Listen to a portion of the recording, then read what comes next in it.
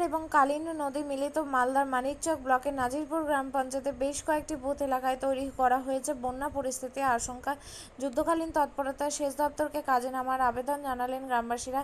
জানা গেছে, মানিকচক ব্লকের নাজিরপুর গ্রাম পঞ্চায়েতে হরিপুর, ভিটা হরিপুর, লস্করপুর, মহব্বতপুর, লক্ষ্মীকোলের মতো বেশ কয়েকটি বুথ এলাকায় হাজার মানুষের বসবাস। এই সমস্ত এলাকার একদিকে ফুলহার নদী, অন্যদিকে রয়েছে কালিন্দী নদী। বর্তমানে দুটি নদী ফুলে ফেঁপে উঠেছে, ফলে গত কয়েকদিনে দুটি নদী সংলগ্ন বিভিন্ন অসংরক্ষিত এলাকায় জল ঢুকতে শুরু করেছে। ইতিমধ্যে জল ঢুকেছে বেশ কিছু চাষি জমিতে।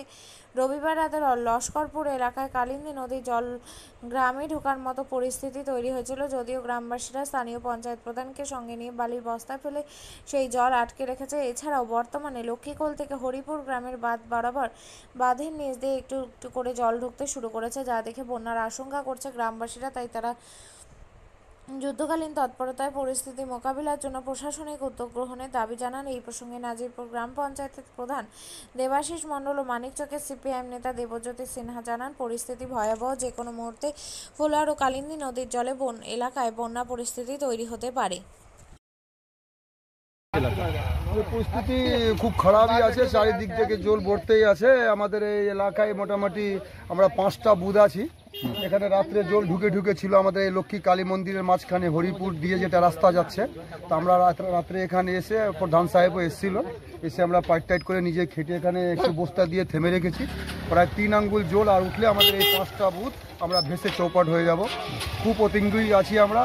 বাকি আমাদের লক্ষ্মীকোল থেকে আমরা ওই পাড়া দিয়ে যখন মহব্বতপুর যায়, ওখানে একটা কালী মন্দির আছে, ওই মন্দিরের নিচে দিয়ে জল আমাদের গ্রামের ভিতরে আসছে। কিভাবে আসছে ওই জল? জল একটা মুসাবা কিছু ছিদ্র করা আছে, ওখানে বস্তা টস্তা দিয়ে আমরা খুব চেষ্টা করেছি, কিন্তু থামা যায় না, জল এখন ভিতরে আসছে। কতটা ভয়ের মধ্যে আছে? অনেক আমরা ভয়ের মধ্যে আছি। বা যেটা মন্দির আছে, মন্দিরটা পুরোটা ওখানে ফেটে গেছে, দেওয়ালটা, মন্দিরটাও এক সাইড হয়ে গেছে। ওখানে যদি ব্যবস্থা রিসেন্ট না লেবা যায় তাহলে মানে অবস্থা খারাপ হয়ে যাবে। কত এই 5টা লোক মোটামুটি এই 5টা বুথ থেকে আমাদের মোটামুটি প্রায় 10,000 মতন লোক আছে। 10,000? হ্যাঁ। এই স্থিতি হয়েছিল না, এর আগে তো এখন হয়নি। 95 সালে একবার হয়েছিল, এর আগে এই ভয়ঙ্কর আমরা স্থিতি দেখিনি, যে ভয়ঙ্কর এই স্থিতি আছে আমাদের এবার। ব্যবস্থা করা হয়েছে না, তো কথাবার্তা চলছে, সেরকম কেউ আসেনি। ইঞ্জিনিয়ার কোথা থেকে এসছে। বাকি আমরা এখানে আছি, আমরা প্রধান সাহেবও ছিল আমাদের সঙ্গে, আমরা সবাই মিলে গ্রামবাসী এখানে সহযোগিতার জন্য আছি। বা মাটি উটি লাগছে আমরা দিয়ে এখন অবধি থেমে রেখেছি নিজেরাই। হ্যাঁ, আমরা নিজেরাই আছি। বাকি প্রধানও আমাদের সঙ্গে ছিল রাত্রে। আমরা প্রশাসনকে বলতে চাই যে আমাদের এই 5টা বুথে এই ব্যবস্থাটা নেওয়া যাক, যে কি আমরা ভালো করে বসবাস করতে পারি, নাহলে এই জলটা চলে গেলে আমাদের অবস্থাটা শোচনীয় হবে। কিরকম পরিস্থিতি রয়েছে এলাকার? বলছি, গতকাল রাত্রে হঠাৎ করে বিভিন্ন সূত্র মারফত খবর পাই যে আমার নিজেরও এটা গ্রাম পঞ্চায়েত, আমার বাড়ি এই গ্রাম পঞ্চায়েতে, এখানে প্রধান সাহেবও আছেন, হচ্ছে যে হরিপুর, লক্ষ্মীকল, লস্করপুর, জিতমানপুর আর একটা রতুয়ার আটগামা বুথ আছে বাহারাল গ্রাম পঞ্চায়েতে। এই 5টা বুথ চারিদিকে হচ্ছে ফুলহর আর কালিন্দী নদী বেষ্টিত। জল যেভাবে বাড়ছে, গঙ্গার জল বাড়ছে, ফুলহরের জল বাড়ছে, এদিকে কালিন্দী ফুলহরের সাথে লিঙ্কড হয়ে আছে মহানন্দায়, তাতে জল বাড়ছে। জল যেভাবে বাড়ছে, বিশেষ করে যে এলাকায় দাঁড়িয়ে আছে সেটা লক্ষ্মীকল কালী মন্দির থেকে হরিপুর গ্রাম, এইখানে বাঁধ একবারে বরাবর জল হয়ে গেছে। আর যদি 4-5 ইঞ্চি জল বাড়ে তাহলে 5টা বুথের 10,000 লোক বিপর্যস্ত হবে বন্যায়। আমার মনে পড়ছে খুব সম্ভবত 98 সালে এই গ্রাম পঞ্চায়েতের আমি বিরোধী দলনেতা ছিলাম, তখন বন্যা হয়েছিল। এই কিন্তু দীর্ঘ 27 বছর ধরে বন্যা হয়নি। আসলে এগুলো হচ্ছে কেন?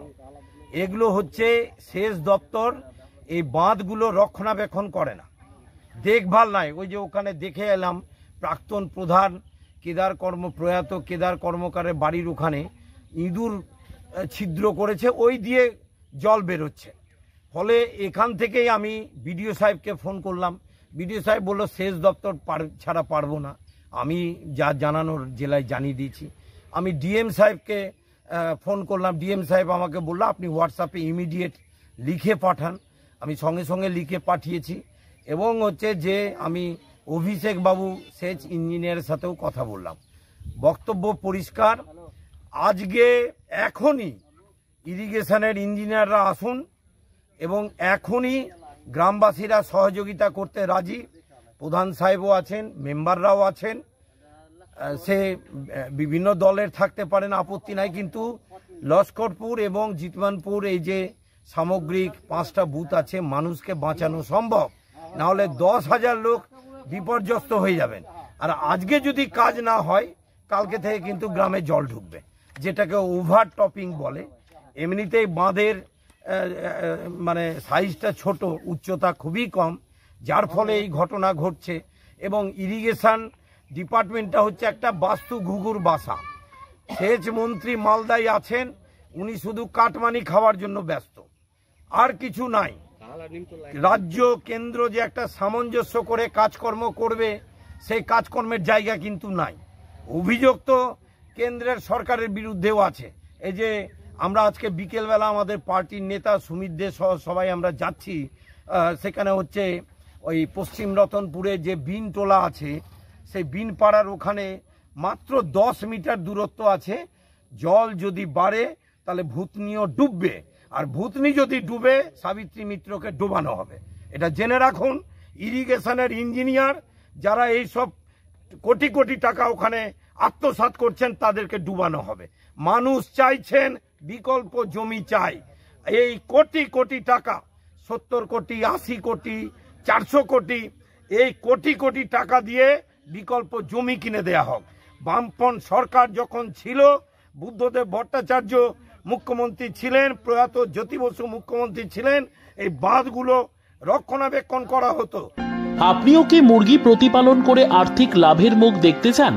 হরেক রকম প্রজাতির মুরগির শাবক লালন পালন করে বিক্রয় করে লাভবান হতে পারবেন খুব সহজেই। তাহলে আর চিন্তা নেই, আপনার জন্য প্রচেষ্টা নিয়ে এসেছে সেই সুযোগ। একই ফার্মে হরেক রকম প্রজাতির মুরগি পেয়ে যাবেন এখানে রয়েছে করকনাথ মুরগি, এছাড়াও আছে গিনি, ফ্রিগেল, টার্কি দেশি, এছাড়াও কোয়েল মুরগির শাবক। পাইকারি এবং খুচরো বিক্রয় করা হয়। যারা মুরগি পালন করে লাভবান হতে চান তাদের সকলকে আহ্বান জানাই আমরা। আজই চলে আসুন আমাদের প্রতিষ্ঠানে। আমাদের ঠিকানা মহারাজাহাট, রায়গঞ্জ, উত্তর দিনাজপুর। মোবাইল নম্বর 8250428960, 8145717292, 9907063902। শিক্ষাই জাতির মেরুদণ্ড। ছোট ছোট শিশুদের প্রাথমিক শিক্ষা পরিপূর্ণ না হলে আগামীতে সেই শিশুরা সঠিক পথে চলতে গিয়ে হোঁচট খায়। শিশুদের এই শিক্ষার প্রয়োজনীয়তাকে সামনে রেখেই গত 1 বছর ধরে পরিষেবা দিয়ে চলেছে জিনিয়াস এডুকেয়ার একাডেমি। শিশুদের অত্যাধুনিক শিক্ষায় শিক্ষিত করে তোলার একমাত্র বিশ্বস্ত প্রতিষ্ঠান এই একাডেমি।